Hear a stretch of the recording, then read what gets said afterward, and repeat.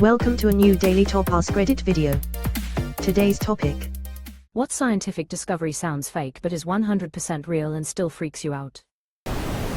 Blind people, born that way, can't get schizophrenia. At least no case has been documented. That just really disturbs me. Edit, you have to be born blind to not get schizophrenia, and no, blinding people will not magically cure them of the condition. Edit 2, I seem to have been misinformed. There are indeed some cases, but far fewer than one would expect if the issues were unrelated. See the comments for more information, somewhere after all the nonsense. I'm no fan of the blind either, but I don't think they deserve schizophrenia. Just let them have this one win, offensivek. No fan of the blind. To add to this, blind people can't but deaf people can, so there's something specifically about being able to see that in some way affects the ability to develop schizophrenia. It is really scary. Schizophrenic deaf people from birth hallucinate ASL visuals instead of anything auditory. It's disturbing to me how the condition tailors itself to our primary form of communication. Ants measure distance by counting their steps. Scientists proved this by taking some ants out of a line and putting tiny stilts on them. Those ants then overshot the food source they were going to. Ant stilts. That sounds adorable! Exclamation mark. What is this? Stilts for ants! Exclamation mark. Putting tiny stilts. I cannot imagine how difficult of a task this is without killing them. I'm guessing they temporarily freeze them so they stop moving. Grizzly bears run as fast as the average horse. I got charged by a grizzly camping with a couple friends in the Alaskan backcountry a few years back. By the time it got within about 40 feet of us, my friend's dog charged back and chased it off. The size and speed of the bear really didn't compute in my brain. It was like a big furry truck just appeared out of nowhere in the wilderness. I mailed treats to that dog every month for a year. I got charged by a grizzly camping with a couple friends in the Alaskan backcountry. They go camping too! Exclamation mark. Seriously, I knew they were faster than me, I just had no idea they could be that fast. Take a slow-moving friend with you, it will buy you time. People in general do not understand what bears are capable of. I once got a guy arguing with me that the best place to hide from a black bear was a tree. He was serious. When I showed him a video of a black bear going up a tree as fast as if it was horizontal, he just said he would kick it in the face if it came up after him. Whenever I see someone doing the Kodiak bear vs gorilla argument, I know whoever thinks the gorilla stands a chance doesn't know what a Kodiak bear is. Whenever I see someone doing the Kodiak bear vs gorilla argument, I know whoever thinks the gorilla stands a chance doesn't know what a Kodiak bear is. I thought it'd be a more even fight. Then I just googled it and saw the size difference. The bear is 3 times bigger than the gorilla. I guess I thought gorillas were bigger. I'm a nurse, worked in an AIDS clinic for a while, before antiretrovirals. All our patients died. Now it's a manageable chronic illness, at least in the US. I will never not be upset about this. Lost both my parents to AIDS, from drugs, shared NEEDLE 1988 in 1991. Horrible way to go, close to torture back then and no one understood. I got kicked out of elementary for mentioning AIDS with the dare cop there. Craziness. What an extremely difficult thing to go through, especially as a child. Then your school doing that. I hope you're doing okay now. People hugging. Thank you for taking care of them when almost no one else would. Pink heart. My mom was in a medical study and everyone else in the study died.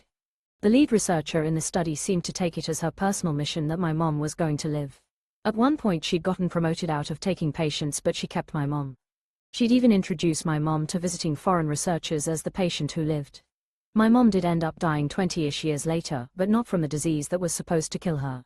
Given how much work she put into my mom, I think losing everyone else really must have been painful. I've seen statistics showing that patients with managed AIDS live longer than the general population now, since they go to checkups more frequently and find unrelated issues sooner. Not 100% sure on the accuracy of that though. HIV positive, not AIDS. Prions. Yes, a protein just bends the wrong way and all the proteins around it start doing it, too. And that's not how the body is supposed to work. Some people argue that prion disease would be the most likely cause of a zombie apocalypse. Thread via consuming infected tissue, brains. The discovery of the Great Attractor, a massive gravitational anomaly that is pulling everything in its neighborhood, including the Milky Way galaxy, towards it at rates of plus or minus 700 kilometers per second. We have no idea what it is, because we can't observe it through our own galactic zone of avoidance, but it's estimated to be roughly 10 to the power of 16 solar masses. https://en.wikipedia.org/wiki/great_attractor. 700 kilometers per second. The size and speed of things in space is so mind-boggling that I don't even know if this is fast or slow. It isn't particularly fast on the cosmic scale, but you have to keep in mind that this isn't just acting on single planets or stars, but whole galaxies. About 100,000 galaxies in its cosmic neighborhood are all being pulled in towards it, and it isn't just a velocity, it's an acceleration, so we move towards it faster the closer we get to whatever it is. To be clear, the Great Attractor probably isn't some unusual object not found elsewhere in the universe. It's probably just a lot of concentrated galaxies and dark matter. We know there are a lot of galaxies there, it's just hard to tell how many and how much mass they and their accompanying dark matter account for. Also, we aren't really moving towards it at 700 kilometers per second. The 700 kilometers per second is the amount that the Milky Way's speed deviates in its direction, but due to the expansion of the universe we are in fact still moving away from it at a few thousand kilometers per second and will not collide with it any time in the future. Oh, thank goodness. Memorial Day is coming up and I'm really looking forward to grilling with our friends. Somewhere deep in the ocean, there are sharks that were alive in the year 1550. Yeah, Greenland sharks can live several hundred years. It's wild. They reach sexual maturity around 150 years of age and their pups are born alive after an estimated gestation period of 8 to 18 years. Sharks who were alive in the year 1550. Are you talking about Rupert Murdoch? Can you throw him in for humanity's sake? Just the vastness of space, and that it's expanding. Into what? Into nothing. That doesn't work in my brain. Space is big. You just won't believe how vastly, hugely, mind-bogglingly big it is. I mean, you may think it's a long way down the road to the chemists, but that's just peanuts to space. Douglas Adams, The Hitchhiker's Guide to the Galaxy. Space. It's huge. So huge, in fact, that if you lost your car keys in it, they would be almost impossible to find. Captain Copernicus L. Quark. There's a lot about ontological physics and our understanding of the universe that we can't visualize in our brains. So much of our understanding is explained through math and inferred through diagrams. We know it, but can't visualize it. I'm not religious anymore, but I still like the Bible verse that goes, "He has also set eternity in the human heart, yet no one can fathom what God has done from beginning to end." I love that idea that we can conceive of eternity, infinity, but can't really understand it because it's so far outside of human experience. A lot of big physics questions make me think of it. One I never see people post is oxygen. The oxygen in Earth's atmosphere only exists because of life. Without life continually replenishing it, it would eventually disappear. The thing is, oxygen is reactive. It isn't inert like the nitrogen in our air. It's gradually pulled from the atmosphere when it bonds with rocks, volcanic gases, organic material, producing such hits as CO2, rust, and fun things like fire. If photosynthetic life stopped, free oxygen in the atmosphere would steadily decline as it was used up in chemical reactions. Earth had almost no free oxygen before microbes evolved photosynthesis and began releasing it as a waste product. Over millions of years, that waste gas built up until it reached today's level of approximately 21% of the atmosphere. The kicker is that oxygen was actually toxic to most life at the time. It led to the Great Oxygenation Event, which triggered one of Earth's earliest mass extinctions. It's a bit like if human-produced pollution and waste gas accumulated until it was so thick it was impossible to breathe and killed off most life, but new life evolved that needed our pollution to live. When free oxygen is hit by ultraviolet radiation, it breaks apart and forms ozone. The ozone layer exists because of atmospheric oxygen, and it protects the surface from that ultraviolet radiation. No oxygen, no ozone, and a lot more skin cancer. Or worse, because oxygen wouldn't really be in the atmosphere without life, it's also a potential biosignature. If we ever detect a planet with a stable, oxygen-rich atmosphere, especially alongside gases it shouldn't chemically coexist with, it's strong evidence that something is actively producing it, possibly even life. Oxygen levels actually peaked at 30% to 35% during the Carboniferous period, 300 to 350 million years ago, allowing for massive insects, including dragonflies such as Meganeuropsis permiana, with wingspans over 2 feet. And that could be close to the upper limit. If it gets much higher, fires could spontaneously start and be almost impossible to extinguish, burning out of control until so many plants die the oxygen levels drop again.